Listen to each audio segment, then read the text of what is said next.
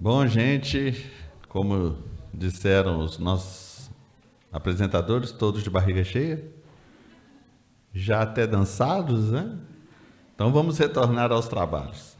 Assistiremos agora vídeos sobre o desenvolvimento do projeto Comida de Verdade nas Escolas. CRN 9. Aqui no município a gente conseguiu atingir bem além do preconizado pelo FNDE, 30% da agricultura familiar, então a gente conseguiu mais de 90%. E tem a adaptação do cardápio de acordo com o que eles conseguem produzir e de acordo com o que a lei, né, do Programa Nacional de Alimentação permita que a gente ofereça e de acordo com o que os alunos de fato têm o hábito de comer e gostam, né, de comer. Os dois lados ganham, né? A gente reconhece eles através de estar ofertando os alimentos, né, da produção deles, da agricultura familiar. E, em contrapartida, esses alimentos são muito mais saudáveis devido a não conter nenhum tipo de agrotóxico, totalmente agroecológico.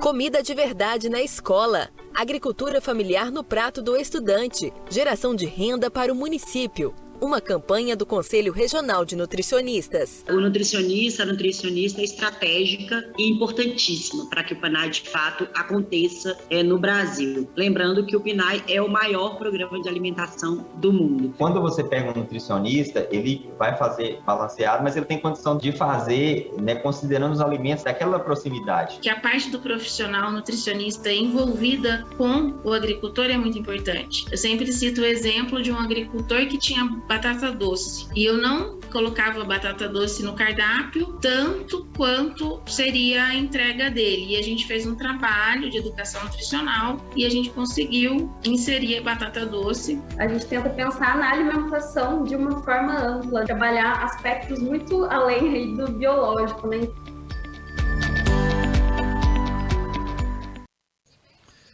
Convidamos para a apresentação de sua palestra o nutricionista Milton Cosme Ribeiro, idealizador do projeto Comida de Verdade na Escola. Milton é graduado em nutrição e doutor em ciência de alimentos, especialista em administração pública e em gestão do trabalho e da educação em saúde. Atualmente, é referência técnica na área de vigilância sanitária de alimentos, no cargo de especialista em políticas e gestão da saúde da Secretaria de Estado da Saúde de Minas Gerais.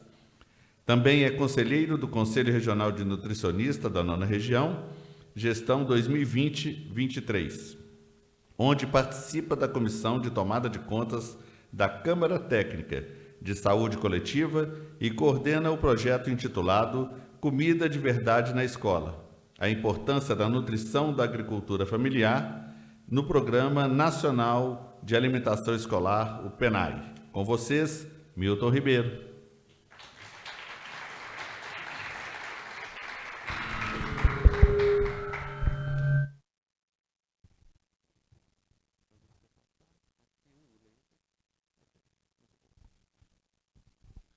Boa tarde, gente.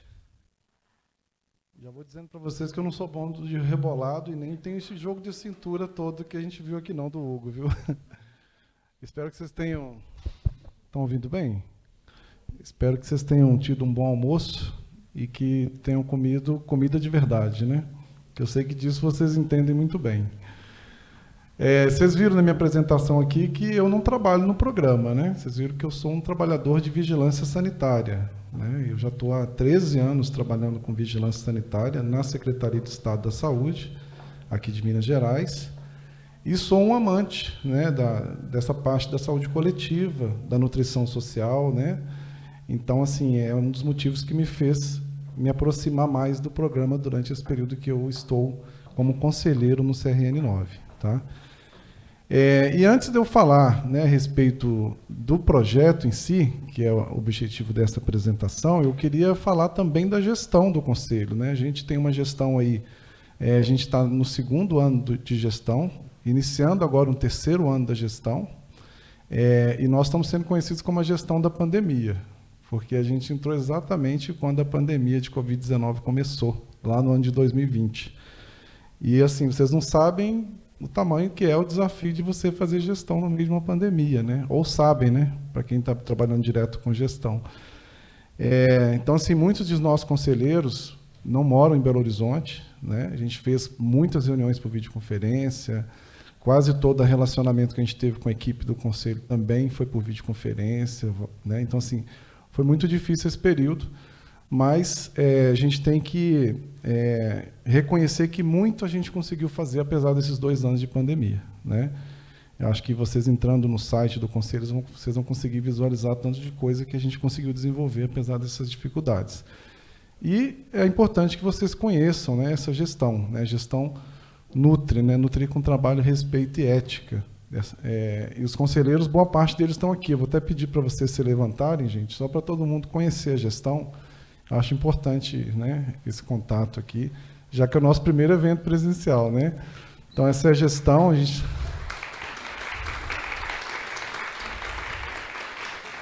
Então, estão aqui presente a Regina, o Diego, a Emanuele, a Angelina, Daniela, Kellen também está aqui, né? Então, assim, não estão todos, nós somos hoje 16 conselheiros, mas a gente tem tentado fazer a melhor entrega possível durante esse período, né, para vocês. E uma delas é esse projeto, né, que a gente lidou ao longo desse último ano aí da gestão. Tá? Eu tenho mais ou menos uns 50 minutos, eu acho, então vou tentar apresentar para vocês. São muitas coisas, então alguma coisa eu vou ter que passar um pouco mais rápido, porque nós temos depois que prestigiar a apresentação das experiências exitosas de 3 nutricionistas aqui de Minas Gerais, que vão mostrar na prática como que elas lidaram com todas essas dificuldades que a maioria de vocês aqui, sem dúvida nenhuma, também lidam lá no município de vocês. Só para eu ter uma noção, quantos aqui são nutricionistas do PENAI, que estão aqui na plenária? Levanta a mão para mim. Pois é, a grande maioria aqui do nosso público, né? Como era esperado, né, a gente realmente contava com a maior participação de vocês. Tem gente que trabalha na área de gestão da alimentação escolar? Gestores? Ou coordenadores de área da secretaria? Tem os 2 papéis, né, Kellen? Algum conselheiro de alimentação escolar? Agricultor, além do Marcos? O Marcos, ele falou como agricultor também, embora ele é diretor da FETAENG, né? Tem alguém que trabalha aí na parte do CONSEA? Também era esperado que tivéssemos integrantes do CONSEA. Então é isso, a gente abriu primeiramente para a inscrição de nutricionistas. Eu queria saber de técnicos também, técnicos de nutrição dietética. Temos aqui no plenário? Temos alguns técnicos também. Então a gente abriu primeiramente a inscrição pensando mesmo na vinda desse público, né, principal, e depois a gente abriu para os demais, justamente porque a gente tinha uma limitação aqui de espaço físico. Vocês estão vendo que nós não estamos podendo utilizar todo o auditório. Embora tenha mais de 240 lugares, só poderíamos utilizar 150. Então, por isso que foi difícil de ter, né, essa possibilidade de abrir para o público em geral a participação. E eu sei que tem estudantes aqui. Quantos são estudantes de nutrição? Aí estão muito bem representados aqui também. E que bom, porque vocês já estão aqui saindo, né? Vocês vão sair da universidade com um pouco mais de conhecimento aí sobre o programa. Então tá, é só para entender mais ou menos quem está aqui nessa plateia. Bom, eu vou falar um pouco de como que a gente pensou nesse projeto lá no ano de 2020. Acho que não está funcionando, tá? Tá? Essa ideia surgiu lá na Câmara Técnica de Saúde Coletiva, né? A Regina faz parte da Câmara Técnica, a Anabelle, que está aqui também, o Aurélio, outro conselheiro, fazia parte naquela época, e a gente estava discutindo a possibilidade de fazer um projeto na área de saúde coletiva, né? E exatamente no ano de 2020 foi quando houve essa alteração da resolução. Quando criou a resolução 06, isso nos chamou muita atenção, porque a gente viu que vocês iam ter dificuldade para o cumprimento dessas normas. A reclamação foi geral. Muitos nutricionistas começaram a se queixar de que realmente não tinham condições ainda de cumprir o que estava previsto nessa norma. Então, foi dessa ideia inicial que a gente começou a trabalhar a possibilidade de escrever um projeto. E, para além disso, a gente tem uma legislação, né, que é a 11.947, que não é tão antiga, né, que é de 2009, que prevê mudanças importantes aí na questão do programa, né? Trouxe a obrigatoriedade da contratação do nutricionista, as suas atribuições e essa questão dos 30% da compra de alimentos advindos da agricultura familiar. Então, assim, essa foi a principal motivação que nós tivemos, era saber como é que estava aqui no estado de Minas o cumprimento dessa legislação. Então, com base nisso, a gente pensou numa proposta que valorizasse o trabalho do nutricionista, né, que auxiliasse os profissionais da área de alimentação escolar a cumprir a resolução e as normativas do programa e, ao mesmo tempo, estimulasse cada vez mais a compra de alimentos da agricultura familiar. Porque 30%, como nós sabemos, é o mínimo, né? A gente sabe que muitos de vocês aqui estão conseguindo comprar muito mais do que isso. E como trabalhador da vigilância sanitária, gente, eu confesso que eu me vejo muitas vezes numa situação de vilão nessa história. Porque a vigilância sanitária nem sempre facilita as coisas para o pequeno produtor, né? Vocês sabem que, ao mesmo tempo que foi importante o desenvolvimento de normas de vigilância sanitária ao longo do tempo, até para a prevenção de doenças, essas normas também acabaram sendo normas excludentes. Muito pequeno produtor não conseguiu se adequar às normas de vigilância, não consegue uma regularização, não tem um alvará sanitário, e muitos, se não tem alvará sanitário, ele não pode comercializar o seu produto, especialmente, né, no caso do programa de alimentação escolar. E aí nós estamos falando de produtores de alimentos, normalmente, que são alimentos minimamente processados. Porque aquele produtor de alimento in natura, ele não precisa do alvará. Mas aquele que produz a quitanda, aquele que produz o queijo, aquele que produz o café, aquele que produz, né, qualquer produto que seja minimamente processado ou processado, ele precisa ter habilitação sanitária. Então, eu me vi um pouco no lado do vilão dessa história. Só que o aspecto positivo que nós temos que comemorar muito é que a legislação sanitária ela também se modificou ao longo do tempo. Hoje, a vigilância sanitária ela tem condição de habilitar esse produtor. Só não habilita aquela vigilância sanitária que não quiser habilitar, ou aquele produtor que ele realmente não tiver a menor condição de conseguir o licenciamento. Tá? E daqui a pouco eu vou falar um pouco sobre isso também. Tá? Então, a gente reuniu todas essas informações, escrevemos o projeto com o auxílio de muitas pessoas, né, que já tinham experiência no programa, que é o caso da Kellen, do Diego, que está aqui, ajudaram a gente a pensar um pouco nessa proposta, e fizemos grupos focais com nutricionistas que trabalhavam na lida, tem alguns que estão aqui presentes também, que ajudaram a gente a ver quais eram as dificuldades e como que a gente podia fazer esses objetivos.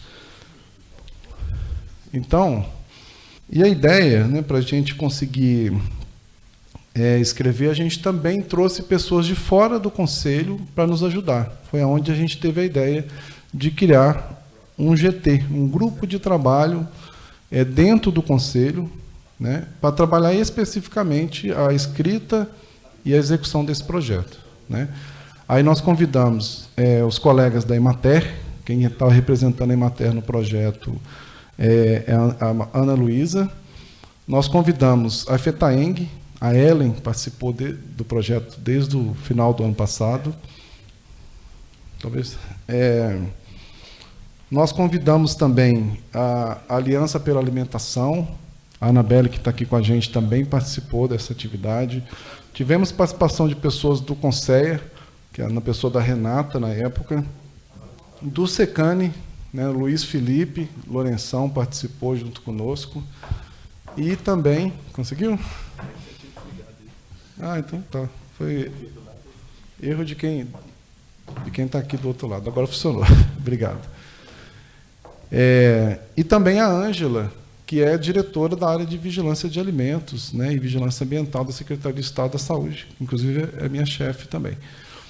E aí a gente escreveu essa proposta. O objetivo principal do projeto é fortalecer a nutrição e a agricultura familiar no Programa Nacional de Alimentação Escolar de Minas Gerais. Né?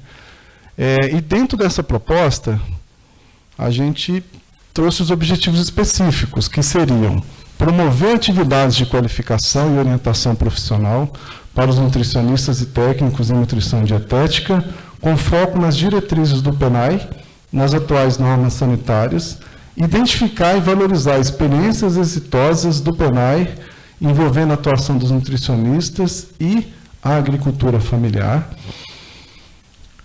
Peraí que passou.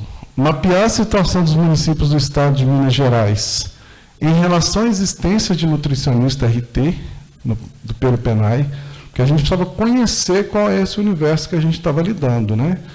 Tem até uma vez assisti um vídeo do Átila Lamarino, ele falava que nessa questão da pandemia, uma coisa é você enxergar a pandemia com uma vela na mão, onde as pessoas infectadas vão passando ali no escuro e você vai enxergando cada um dos casos.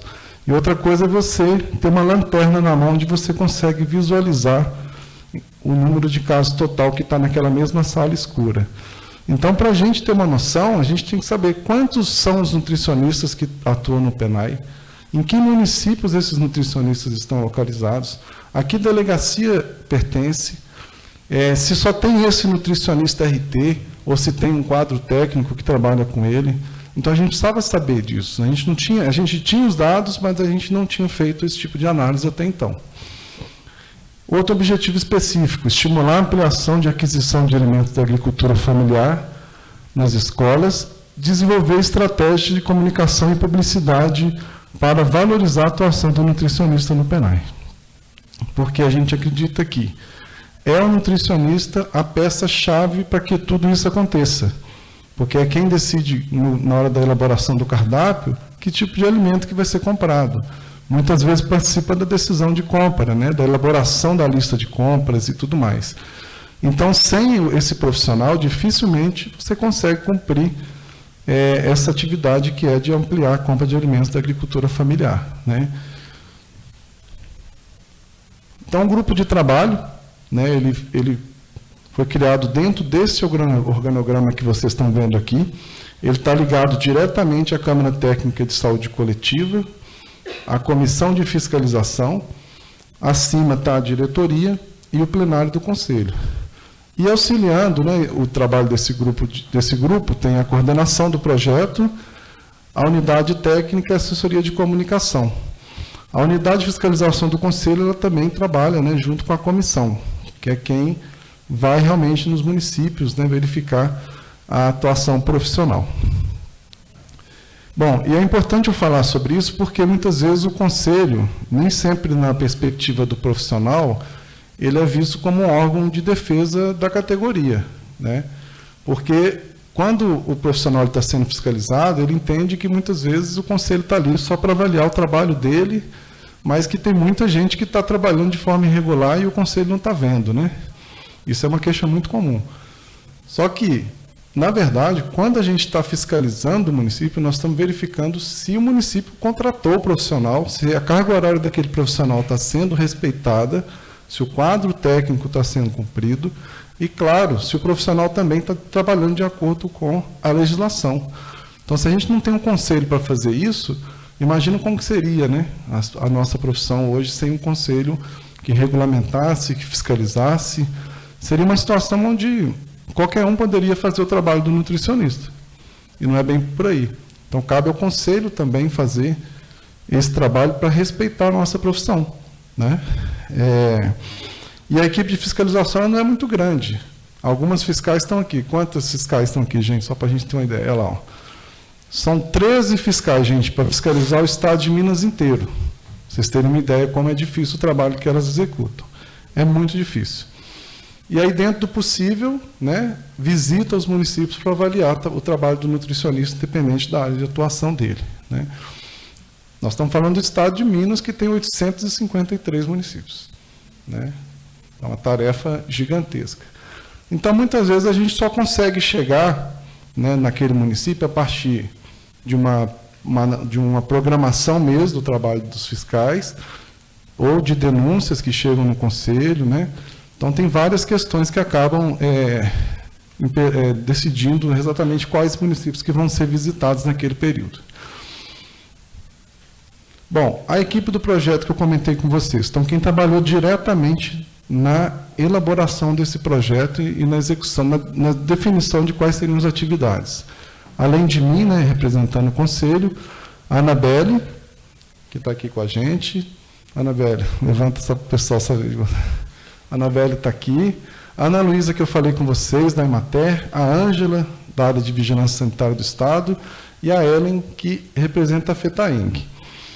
Além disso, a gente teve pessoas que colaboraram ativamente durante esse processo, que foi a professora lá do curso de nutrição da UFLA, a professora Carolina Chagas, a Silvia Priori, que é professora da Federal de Viçosa, mas também é conselheira junto com a gente, a Vanessa Ferreira, professora do curso de nutrição aqui da UFMG, a Nayane, que era técnica nossa bem pouco tempo atrás no conselho, ela é nutricionista assistente técnica, hoje ela não está mais com a gente no conselho, passou no outro concurso, mas foi auxiliou durante muito tempo o trabalho. A Renata, representando o Conceia, e o Luiz Felipe, que eu falei com vocês, né, que na época ele estava representando o SECANI, agora ele é professor universitário. Bom, e nós tivemos também a importante participação de estudantes nesse projeto, que são os 3 bolsistas que foram selecionados durante o início do projeto, né? A Fabiana, o Ayale Thiago e a Amanda. A Ayale e a Amanda estão aqui. Levanta a mão só para o pessoal ver quem são vocês aí. Então, gente, a Fabiana não pôde vir porque ela já se formou e ela acabou de conseguir um emprego e hoje ela tinha que estar no trabalho, por isso que ela não está aqui. Mas esses 3, eles trabalharam em todas as atividades que vocês vão ver aqui, né? E em quase tudo foram eles realmente que executaram a tarefa, né? E trouxeram propostas, né? Então, o estudante, quando ele tem condição e a gente dá a oportunidade, ele pode demonstrar que ele pode fazer grandes trabalhos também. Então, eles foram fundamentais durante o desenvolvimento desse processo. Bom, então, uma das primeiras atividades, lá em fevereiro, após a seleção dos estudantes, a gente discutiu qual seria a identidade visual do projeto.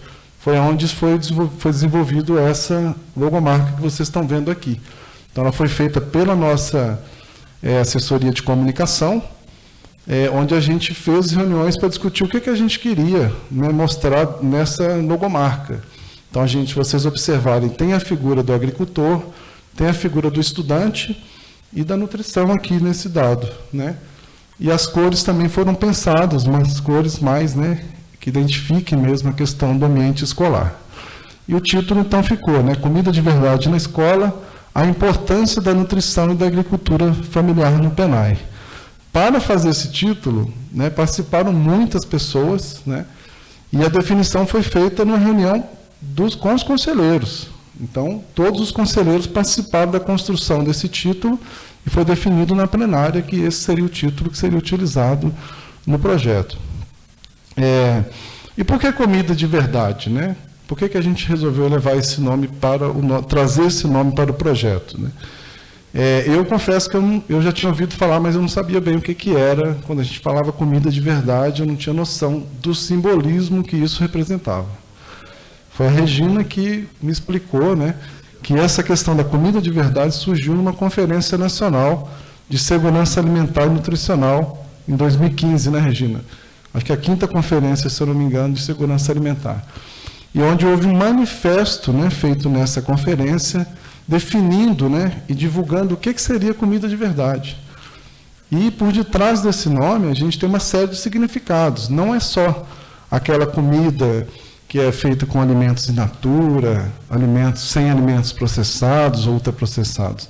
É uma comida que respeita o direito, né, o direito do trabalhador, é uma comida que respeita a questão da sustentabilidade ambiental, é uma comida que respeita a questão do acesso do direito humano à alimentação. Então, tem uma série de questões por detrás dessa definição, né, que gerou esse nome comida de verdade. Hoje isso está sendo já bem divulgado entre nós, né? Se tornou quase que um movimento em prol da alimentação saudável, né? Da alimentação adequada, né? Então foi por isso que veio para o nosso título. Ainda em fevereiro a gente fez a divulgação do projeto para o público externo, tá? E houve vídeos, né? Divulgação nas mídias sociais do Conselho. Em maio, nós fizemos a apresentação no Conceia, numa atividade de um evento que foi feito em defesa do PENAI, né? Nós somos convidados e foi o momento da gente falar, né, para o controle social sobre o projeto. Ainda em maio, a gente participou de um ato, né, de um escrito, de uma nota de repúdio em relação a mudanças que estavam sendo propostas no PENAI, e vocês devem se lembrar bem do projeto de lei 3292/2020, que propunha que 40% dos recursos do programa fossem destinados para a compra de leite líquido, né, em forma fluida, né, na verdade. E a gente entendeu muito bem que isso significava uma reserva de mercado e muito difícil ser cumprido, uma vez que nem todo município tem produção local de leite fluido, né? Então a gente fez esse ato, né, levamos isso para a plenária e foi feito a nota técnica divulgada para conscientizar de que realmente essa alteração não seria bom para o programa e para os pequenos produtores, né, e deixaria o nutricionista numa situação muito complicada, porque na compra de leite em pó, por exemplo, né, outros tipos de leite ia dificultar bastante. Lá no mês de maio, a gente lançou o edital de experiências exitosas e convidamos vocês, nutricionistas do programa, a contar para a gente quais foram as experiências que vocês tiveram exitosas, né, no PENAI durante o ano de 2020, especialmente. E aí a gente queria saber, né, exatamente o que os nutricionistas estão fazendo. Tem alguém que está conseguindo, de fato, cumprir essa legislação? Né? Tem nutricionista que está indo para além dessas metas? Né? Então, a ideia era exatamente ouvir um pouco o que os profissionais estavam realizando no âmbito dos municípios de Minas Gerais. Era uma inscrição por profissional, né? Então, a gente recebeu inúmeras inscrições, foram chegando, criamos uma comissão para avaliação das experiências exitosas, né? E passamos a analisar cada uma delas. E aí, no mês de junho, simultaneamente, a gente começou o ciclo de palestras. Então, a proposta aqui já era trazer a questão da divulgação, né, das normas, trazer mais conhecimento para que os nutricionistas pudessem enfrentar melhor, né, essas dificuldades. Então, nós tivemos aí a participação, né, em diferentes mesas, como foi no caso aqui, no mês de junho, nós tratamos do histórico das políticas de alimentação escolar no Brasil, né? Então, o Lelinho participou, a Albaneide Peixinho participou, a Maria do Socorro teve nessa mesa com a gente também, e a Regina foi a moderadora naquele momento. Isso foi transmitido no canal do YouTube, né, para qualquer um que quisesse assistir. No mês de julho, teve uma mesa sobre o atual cenário da fome e das políticas de segurança alimentar no Brasil. Nós tivemos a participação do Daniel Balaban, o Diego foi o moderador dessa mesa, e temos também a participação da Daniela, esqueci o nome dela agora. Deixa eu conferir aqui direitinho. Está muito pequeno. Está muito pequeno, mas ela é muito conhecida entre vocês. O Diego foi moderador. Em agosto, nós tivemos uma mesa sobre os aspectos normativos envolvidos na execução do programa. A Juliana falou sobre a questão da resolução do Conselho, a Ângela sobre as normas sanitárias. Tivemos a participação também da Solange Castro, né, que também falou de alguns aspectos envolvendo a execução do programa. Eu fui moderador naquela oportunidade. E na sequência, no mês de setembro, nós trouxemos o tema a agroecologia, os sistemas agroalimentares e os impactos da pandemia na alimentação escolar. Então, o Michel do Conselho falou sobre a questão da educação alimentar. Nós tivemos a participação também da Vanessa, a Silvia foi moderadora dessa mesa. Então, quem assistiu, acho que conseguiu acompanhar esse ciclo de palestra, porque todos os meses tinha um tema diferente. No mês de outubro, nós tratamos a educação alimentar e nutricional e agricultura familiar no ambiente escolar. Trouxemos aí a professora Carolina Chagas, a Kellen foi moderadora naquela época, a professora também,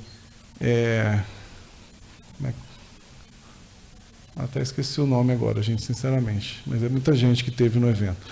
Bom, na sequência, nós tivemos no mês de novembro o controle social, participação da comunidade, desenvolvimento sustentável de Minas Gerais, né?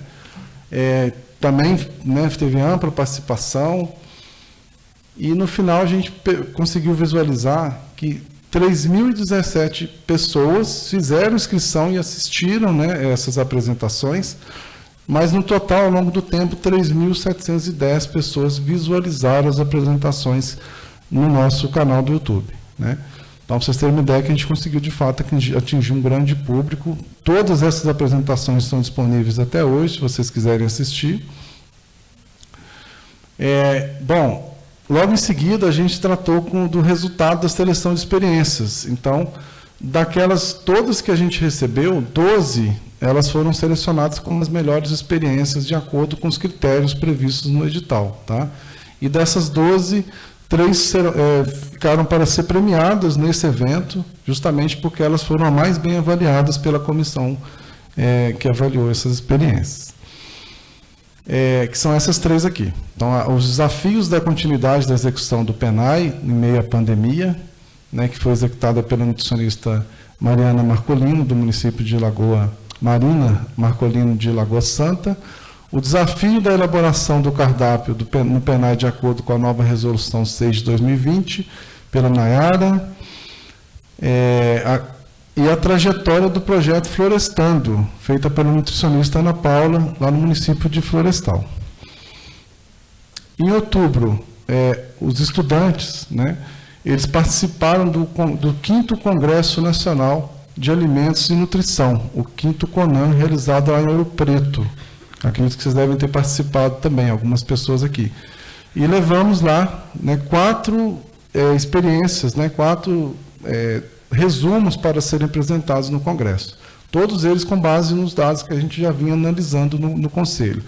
Então, tratamos do relato da experiência em relação à promoção e segurança alimentar e nutricional, o diagnóstico da existência de nutricionista, né, na alimentação escolar dos municípios, o diagnóstico de nutricionista também da rede estadual de ensino e as diretrizes do Programa Nacional de Alimentação Escolar pelos municípios brasileiros, uma revisão que foi feita integrativa. Uma desses resumos foi premiado no evento como um dos melhores trabalhos do Congresso, tá? Tamanha, né, a importância que teve, né, para quem estava avaliando esses resumos. Fizemos uma cartilha com o objetivo de orientar o nutricionista e técnico que atua no programa em relação ao cumprimento das diretrizes do PENAI. Essa cartilha nós estamos lançando ela aqui agora para vocês, então não foi disponibilizada ainda. Todos estão recebendo esse material no pendrive, tá? E junto com esse material, todo o material que nós utilizamos para consulta e escrita dessa cartilha também foi salvo nesse pendrive para vocês, tá? Então ela tem uma série de coisas que tratam sobre como desenvolver ações de educação alimentar e nutricional, como trabalhar a questão da elaboração dos cardápios, como trabalhar a inclusão produtiva dos agricultores, né, da agricultura familiar em si no programa, as boas práticas de manipulação de alimentos e uma série de outras coisas, né? Só que nós não, a proposta aqui não era desenvolver um material novo, né, mas sim valorizar o que já existia. Então, a gente trouxe para esse material uma série de instrumentos que já tinham sido criados para auxiliar o trabalho de quem lida com o PENAI. Então, material do FNDE, do CONSEA, material criado pelo pessoal do SECANI, tudo aquilo que a gente conseguiu encontrar, que a gente achou que era interessante, a gente trouxe para esse material. Então, vocês vão visualizar o que é esse material, né, para que ele serve, pode ser utilizado, e tem um QR Code, onde você consegue, a partir da leitura do QR Code, automaticamente baixar esse material no seu celular. Então, essa que era a proposta.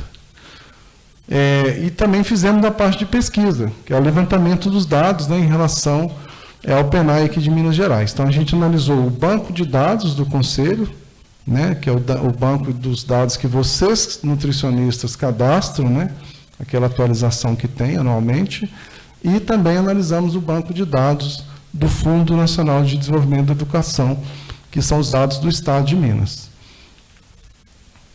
Encontramos as seguintes informações, né? Então, primeiro a gente fez um levantamento. Quantas escolas existiam em Minas Gerais no ano de 2020?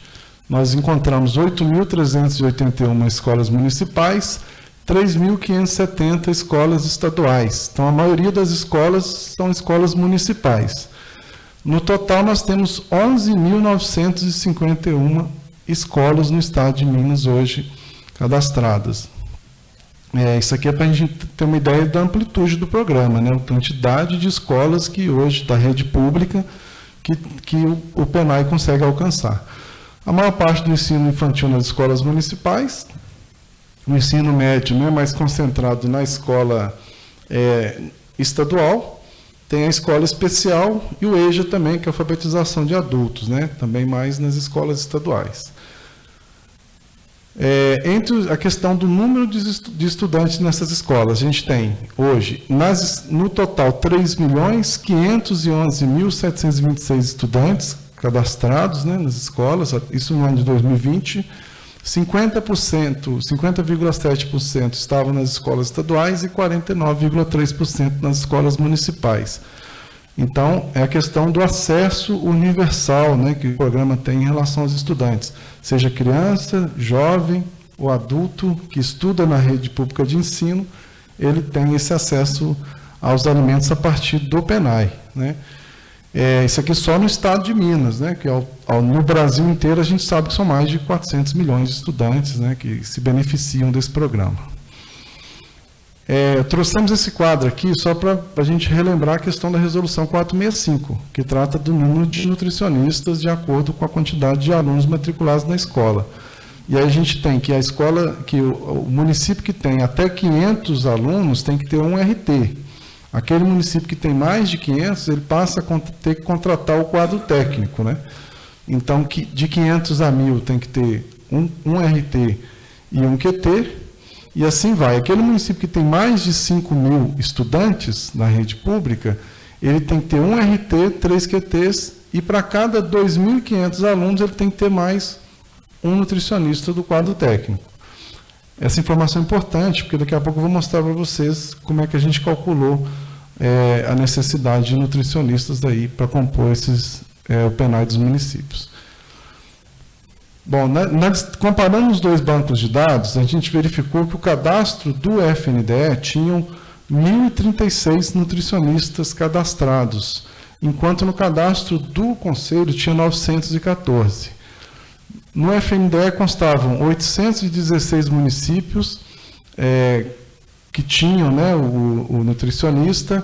No nosso banco de dados, 570 municípios tinham nutricionista atuando no programa. E eles estavam distribuídos dessa forma, né? O nutricionista que estava como RT nos municípios, o QT, eles cadastraram, tinha essa confusão, porque o quadro às vezes permitia você contratar, aparecia 0,8 como RT e QT, como QT 29,4 e o RT 69,8. Então, só 69,8 dos municípios tinham o nutricionista como RT. Essa é uma coisa que nos impressionou, porque a gente imaginava um número muito maior. Nós estamos falando aqui de praticamente 30%, pouco mais de 30% de municípios que não tinham o nutricionista como RT perante o nosso banco de dados. Quando a gente olhou para os dados do FNDE, a informação que a gente tinha é que 73,9 municípios tinham o responsável técnico. Então, havia distorções entre os dados do Fundo Nacional de Desenvolvimento da Educação e o nosso dado do Conselho. E por que isso estava acontecendo? Porque a forma de cadastro era diferente. Enquanto o FNDE, quem cadastra nutricionista é o gestor da alimentação escolar, no Conselho, quem cadastra é o próprio nutricionista que faz o seu cadastro. Muitos nutricionistas não tinham atualizado esse cadastro, muitos tinham cadastro em duplicidade ou faltando informações no cadastro do Conselho, e tinha muitos nutricionistas que já não atuavam mais também no programa e que não tinham dado baixa no cadastro. Então, isso gerou essa distorção entre os bancos de dados dos dois órgãos. Hoje, isso é uma questão mais difícil de acontecer, porque agora, para o nutricionista ele assumir a responsabilidade técnica do programa, tem que pedir a anotação de responsabilidade técnica do Conselho primeiro. Antes o fluxo não era esse. O Conselho, eles recebiam informação pelo nutricionista depois do processo. Agora tem que ter, o gestor cadastrou, no sistema o nutricionista tem que pedir RT no Conselho, para depois o nutricionista validar lá no sistema que ele realmente está respondendo pelo programa. Então, dentro de pouco tempo, acredito que essa questão do banco de dados a gente vai ter uma similaridade maior, ou idêntica, né?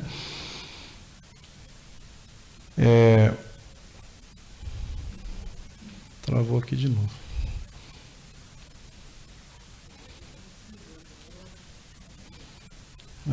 Travou a apresentação de novo, viu?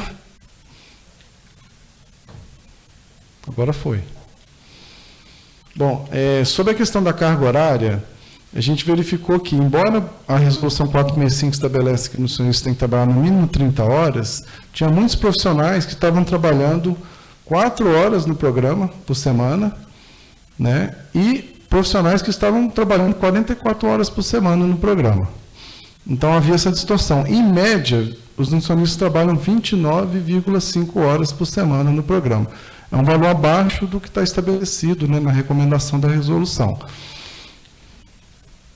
E, se a gente olhar a distribuição dessa carga horária, é possível a gente perceber que aquele nutricionista que estava de acordo com a resolução, né, que atende a resolução em relação à quantidade de nutricionistas por estudante, né, ele acaba trabalhando, o que não atende trabalha mais horas por semana para conseguir cumprir as atividades necessárias.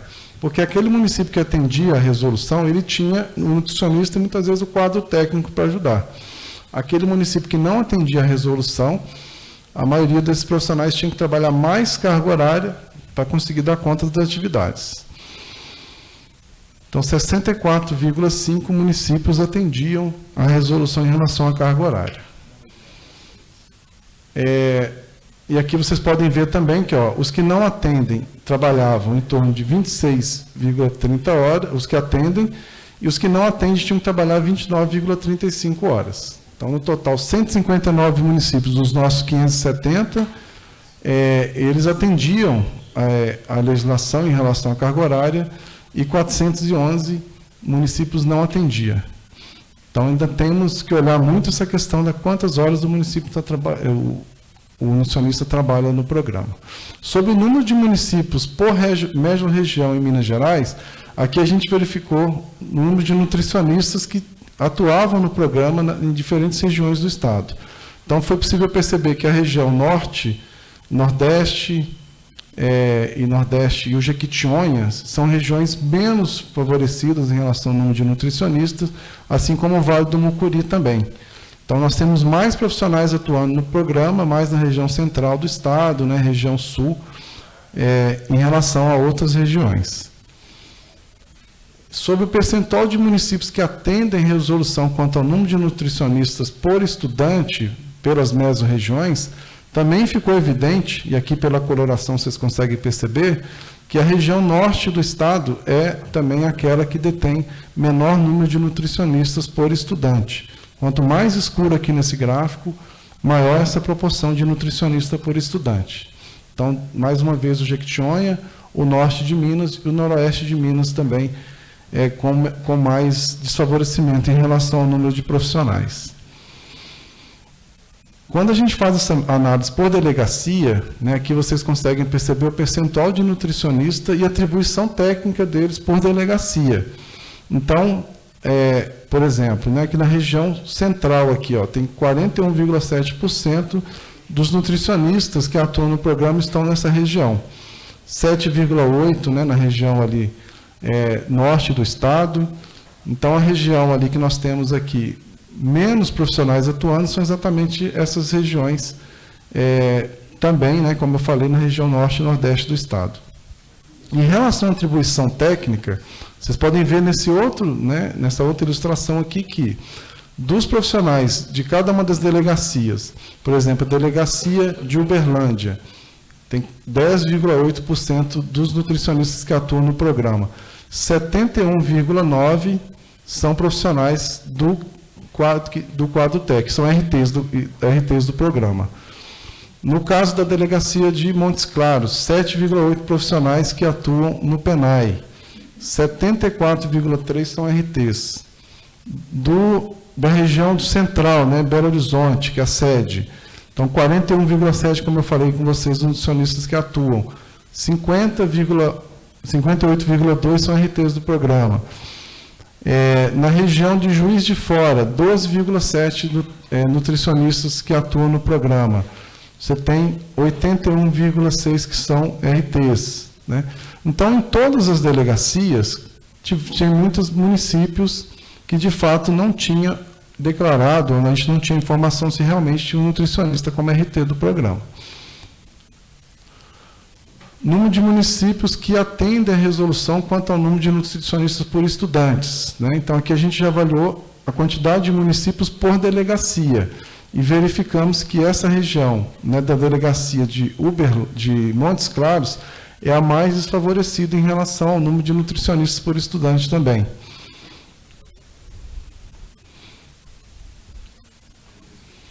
Sobre o cadastro de nutricionistas do PENAI da rede estadual. Então, né, saindo da questão da avaliação dos municípios e entrando para o Estado.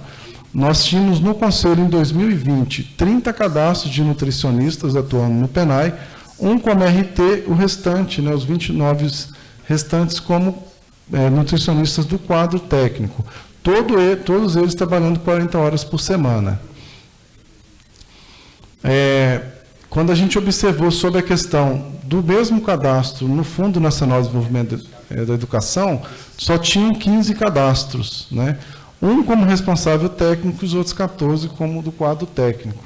Então, já era ao contrário do nosso. O nosso cadastro do Conselho estava mais atualizado do que o do FNDE em relação ao número de nutricionistas atuando na rede estadual de ensino. E quando a gente pegou a distribuição desses profissionais por superintendência de ensino, aí é uma questão que chamou ainda mais a nossa atenção, porque não leva em consideração o número de alunos, né, por superintendência, por território de atuação dessa superintendência.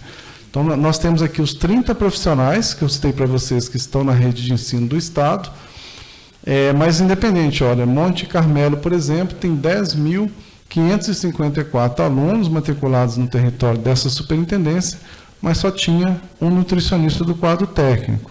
Então, o nutricionista, o responsável técnico, ele fica normalmente na região central do Estado, e na superintendência ficam os nutricionistas do quadro técnico.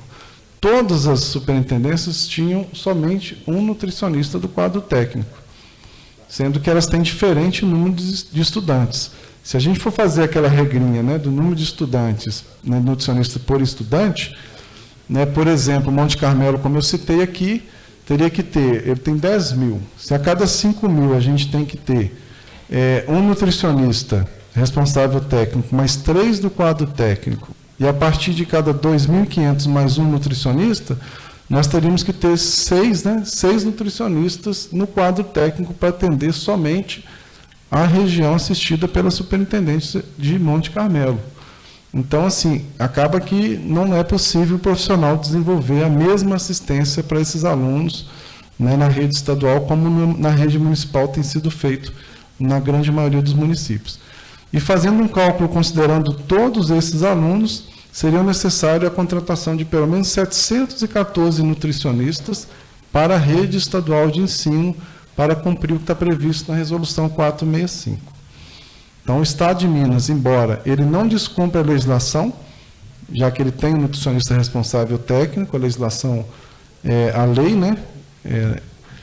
Mas ele não consegue cumprir o parâmetro de referência da 465.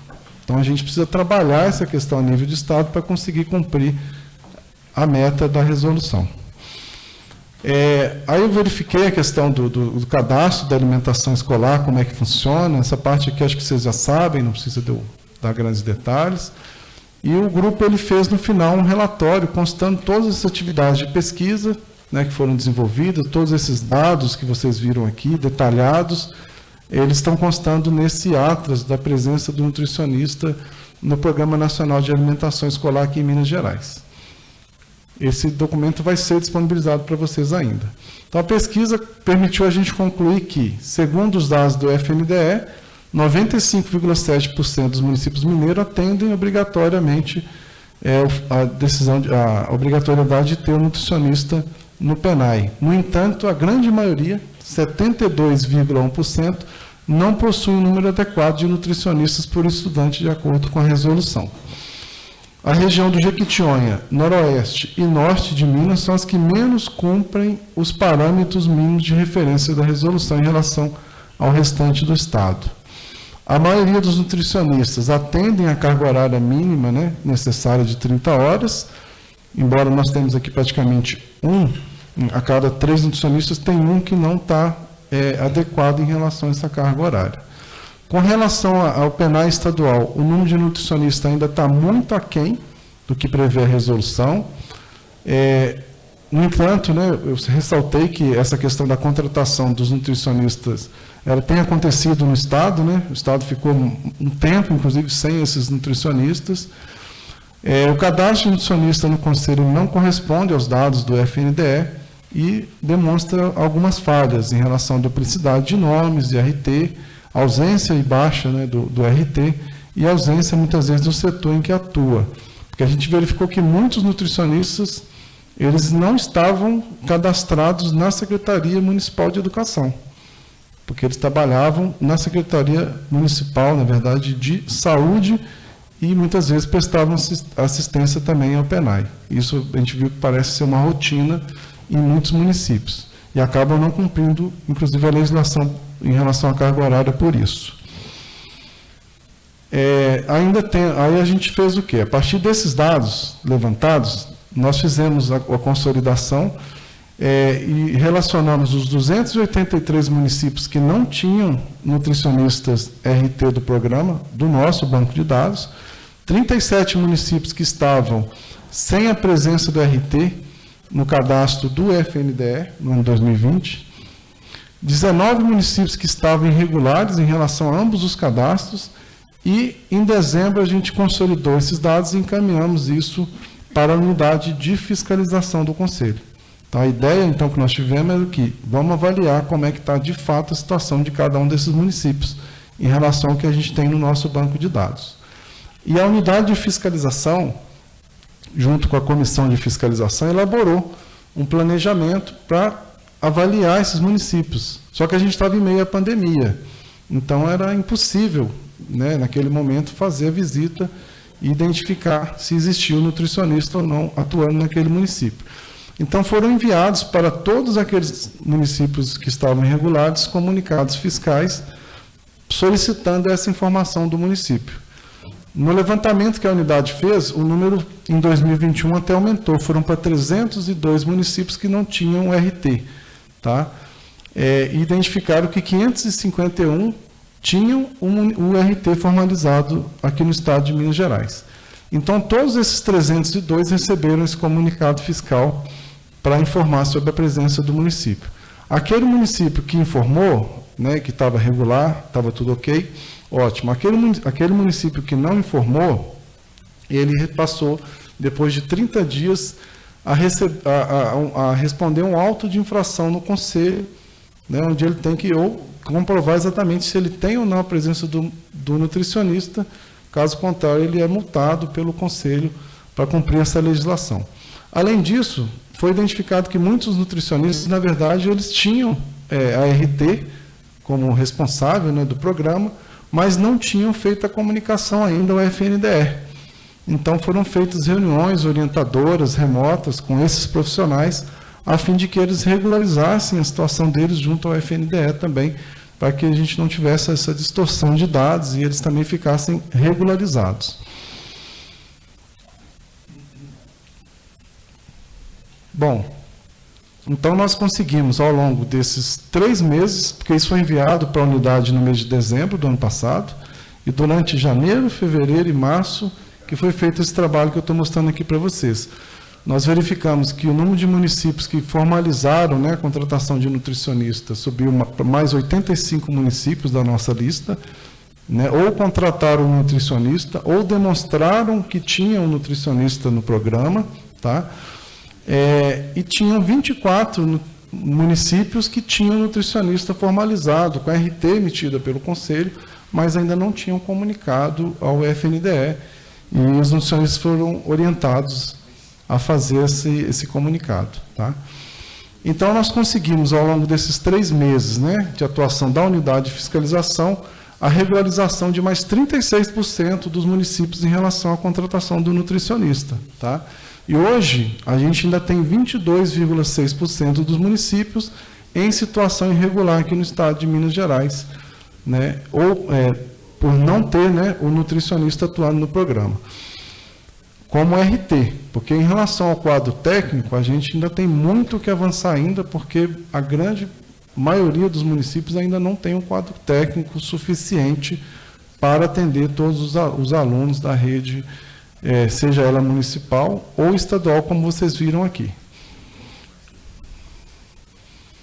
E, por fim, né, temos atividades que ainda estão em andamento. A gente tem a campanha de valorização do programa, que a gente está disseminando nas redes sociais e em vários veículos de comunicação. Vocês já devem ter visto, provavelmente, está saindo no estado de Minas, em vários outros veículos também. A campanha, que são esses vídeos que vocês estão vendo aqui hoje, né, com o slogan da campanha, que é comida de verdade na escola, agricultura familiar no prato estudante e geração de renda para o município. O grande propósito dessa campanha é exatamente chamar a atenção, né, dos gestores, né, dos municípios em relação à compra de alimentos da agricultura familiar no programa.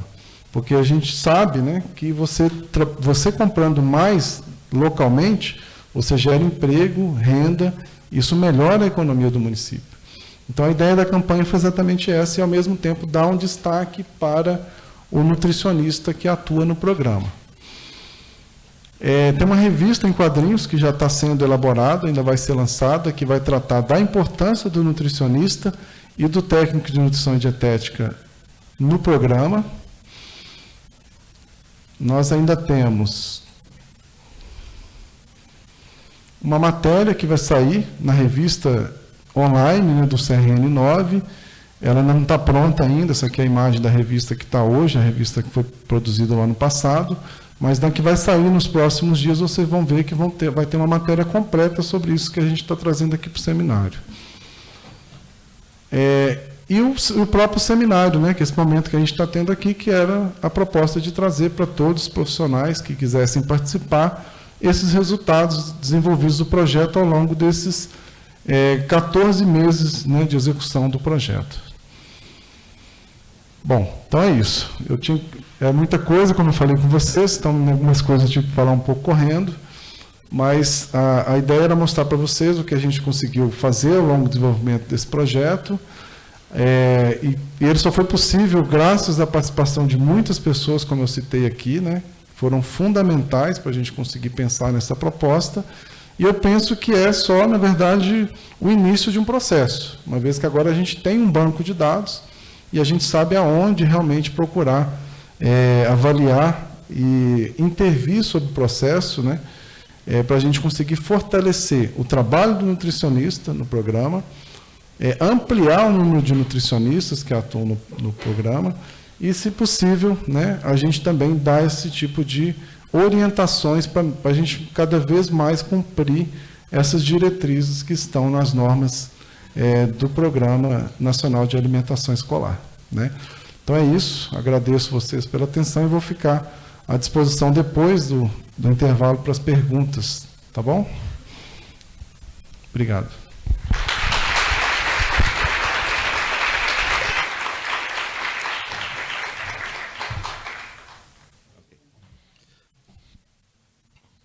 Muito obrigado, Milton. Nós vamos fazer uma interrupção agora para o coffee break. Os kits lanches serão distribuídos individualmente para garantir o respeito às medidas sanitárias de prevenção ao Covid. O intervalo será de 15 minutos e às 15h15 retornaremos para o início das palestras. Então, podem se dirigir para pegar os seus lanches.